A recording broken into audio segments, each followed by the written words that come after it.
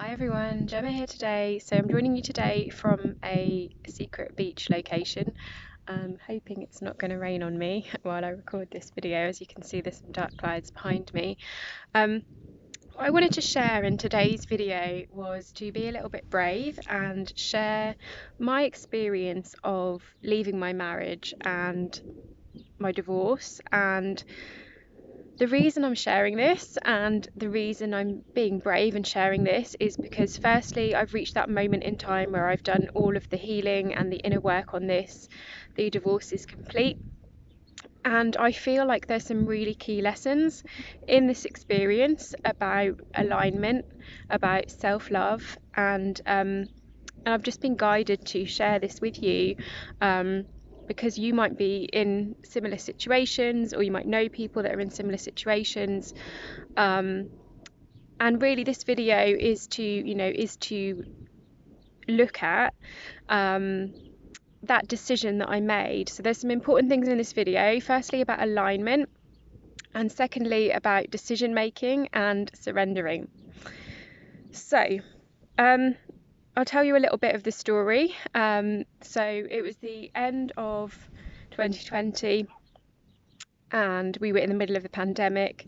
Things were a little bit crazy. I've got bugs landing on me as I speak. That's the other challenge of doing a beach video. I started to feel I was doing a lot of inner work. I was doing a lot of meditation.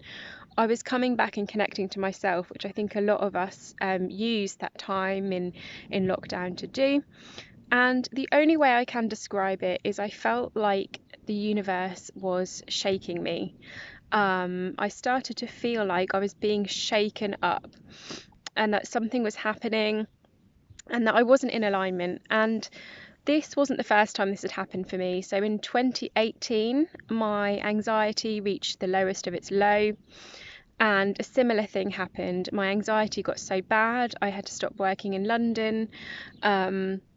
A lot of this, again, was about alignment, because I was finding out that I was a highly sensitive person and an entrepreneur, and that my corporate job was no longer in alignment for me. So this wasn't the first time that the universe had given me this feeling of being shaken up, and it was really unsettling. And what happened is I became aware that I didn't feel any longer in alignment in this relationship. Now, this was really hard for me. It had been a 14-year relationship up to that point, 7 of those married. And the key things that I was starting to notice was, firstly, a mismatch in values. So there were values that were similar, that had obviously brought us together in the start of the relationship. But more and more as time went on, we became, and I also really want to be conscious of my ex with this video as well. He is a lovely guy who means very well. So, I've been really cautious about sharing this stuff as well, to, honour both of our journeys. But yeah, it became very clear that we weren't in alignment. We were very, very independent at that point in time. So even in lockdown, I was off meditating. I had my meditation room, or I was out walking for hours on end. Whereas he chose to do different activities, which weren't in alignment. So we weren't really doing much together, even though we were in lockdown together. And I really started to feel, so I'd been, certainly from that experience in 2018, I'd been on a bit of a journey to aligning to my authentic self. And this was the journey that was continuing for me, was that I was aligning to my authentic self. And I realised that I wasn't in touch with my authentic self in that relationship, in that house. And I felt really stuck and I didn't know what to do. So these are the key things that I've learned. So I now use this as a process to make decisions, as a process to take action, as a process to anything that's like really difficult in life. When this is really the key bit that I want to share out of this, is that I didn't know. I knew it wasn't in alignment and I didn't know what to do. And I had 2 camps of people in my life. So I had those who were truly in alignment with me, truly supportive, saying, you know, I'm here for you. If you need anything, you can stay with me. And just being really supportive of what I was going through, what I needed. And then I had another camp of people who at the time weren't in alignment, who were saying, calm down, we're in the middle of the pandemic, don't make any rash decisions. I didn't think you were somebody that would leave a marriage. Lots of judgments, lots of calm down. That's something I think a lot of us, especially as manifesting generators, hear a lot. Calm down, stop it, stop all this energy, calm down. But actually that really is our gift. So I didn't know what to do. I was hearing all these competing voices in my head, and what I really needed to do was to come back to myself. So that's the first lesson when you need to make a decision like this, whether it's anything that you feel like you're out of alignment in. Come back to yourself. So what I did, which was very tricky in lockdown, was I went away on my own for a period of time, and I stayed in. I'm so grateful. To the farmer who let me live on his farm eventually, so I ended up living there eventually. So I took action. So this is about action and surrender, okay? So I took action and I reached out to everyone I knew and said, does anyone have anywhere that I can stay? Situation going on at home, I need somewhere to go. And the farmer, who was a friend of a friend, came in, helped me, said, come tomorrow, pack your stuff. Actually, I think he even said, like, come now. So I took the action and I asked for help, and I went away. And in that time that I was away, my intention was to connect back to myself, connect back to my authentic truth. I did a whole load of shadow work, journaling, meditation. I was on my own pretty much 24/7, unless I, saw the odd dog walker, because I spent a lot of time in nature as well. So firstly, we've got to come back to ourselves so we can hear that authentic voice. But to be totally honest with you, I was still freaking out because it got to the end. It was 12 days. It got to the end of the 12 days and I still didn't know what it was that I needed to do. And that was really hard for me. It was like, hang on, you've had all this time and you still don't know what you're doing. But what happened is the universe then took over. So I surrendered to that. I was listening to Sarah Bareilles' Brave in the car all the way home. And when I got home, what happened is that he had written a list of things, and they were things that he needed from me for the relationship to continue, because he had come to the realization that it wasn't working either. There's now a cute dog in the video. Hello, dog. So what actually happened is I then got home and he'd made a list. And as he read out the list, he said, I've been doing some thinking, here's the list. As he read the list out, my body went, no, no, no. And that was when I knew. So I took the action, I went away, I connected to myself, and then I surrendered. And when I came back, the universe had intervened and he'd written a list. I said, no, no, no. He then said, right, in that case, it's over. So the decision was taken out of my hands. And I then had to quickly find somewhere to live. So there's, lots of people said to me, because I owned the house as well. So lots of people said to me, you shouldn't have left. You should have stood your ground. It was your house. He now has bought me out of that house. So, it's all been fine and fair and sorted out in the end. But everything in me knew I had to go. So he still worked for the corporate that I used to work for, and was working from home with that. So I was still hearing those calls and things. So I knew that so much of that life was the old me and actually wasn't the new me that I had aligned with. So I knew I had to go, and I didn't know what that looked like. That, in all honesty, was quite scary for me, being self-employed and leaving my home that I owned to go and rent. And because So to start with, this was another really interesting thing that happened that I wanted to share with you as well. Was that him and I had a trip to Australia booked in 2020. We all know what happened to flights and holidays in 2020. And he, after that got cancelled, I was a little bit optimistic, shall we say, and was trying to arrange to go the following year, so last year. And that was all going to be about finding myself. I was going to go on my own, and that was all about finding myself. And so I didn't go and get like a 6-month rent, 6-month rental or anything like that. I decided that I was going to go to Australia. Little did I know that the world wasn't going to open up then. So slightly optimistic or delusional, you might say.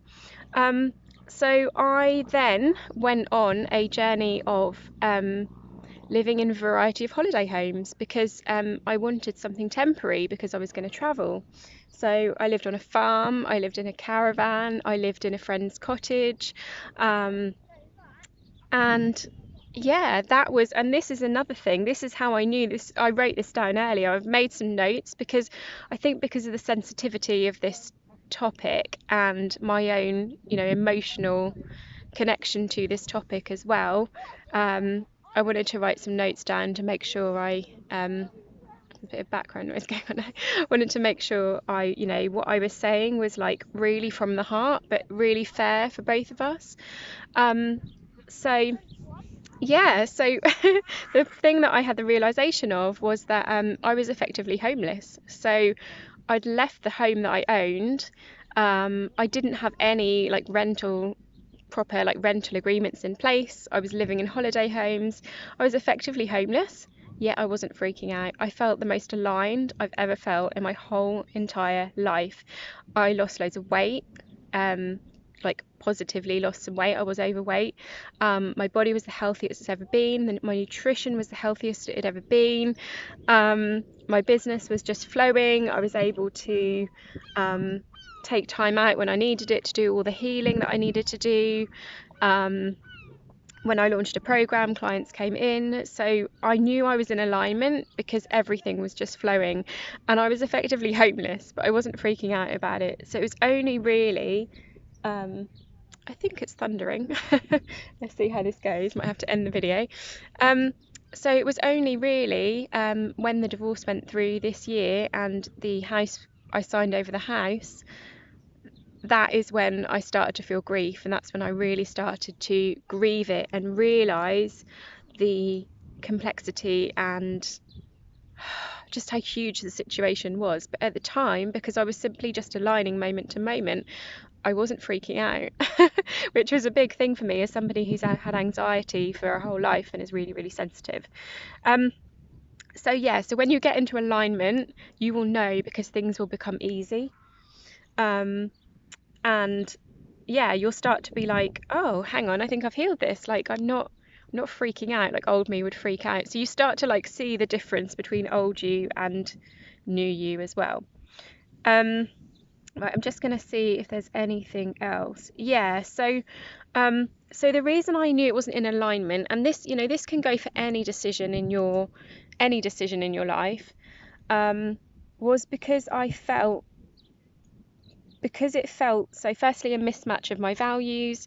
We were very independent people. We'd become very separate people living in a house together, and we hadn't been able to work through that either. That there was much, fly just flew in my ear, there was less and less common ground, and there was this process of surrender and action. And this is what I want to say, and this is like the key important point of this video, and I've used this in all decisions in my life. So even when I was navigating moving from each holiday home and what the next thing that was going to show up for me, and being so optimistic about traveling, was this action and surrender. So taking the required action, but only going to 50%, and surrendering and actually letting things come to me. That has been a biggie. And this is now something from this, obviously this huge example.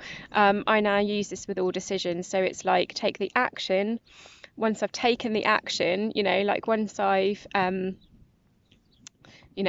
put myself out there in some way and taken the action, then I can surrender and let stuff come to me and be in receiving mode, like on the beach. So this is, I'm also redefining work through that process as well. I'll show up online, I'll do my videos, I'll show up for my clients. I might work at the beach one day, I might work from the cafe, I might hide away all day, and that's okay. So yeah, this surrender and action is probably like the main thing.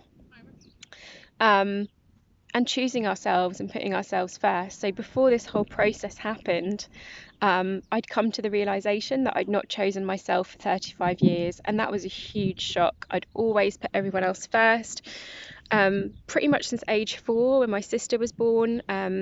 She wasn't like very well, and yeah, I'd had this realization that pretty much that's like 31 years of my life I hadn't put myself first. As soon as I started putting myself first, I got into alignment with this as well. And this was another thing for me. It was a place of me leaving, was a place of self-love, because I needed to put myself first. I needed to do the things that lit me up. I needed to do what was in alignment for me, and that's been the same for all the big decisions I've made in my life. Leaving my corporate job, finding a home, all of it. So I think that's all I was gonna. Yeah. Oh, the other thing I want to talk about is guilt. So when we get into alignment, we may feel some guilt come in as well, and that is completely normal.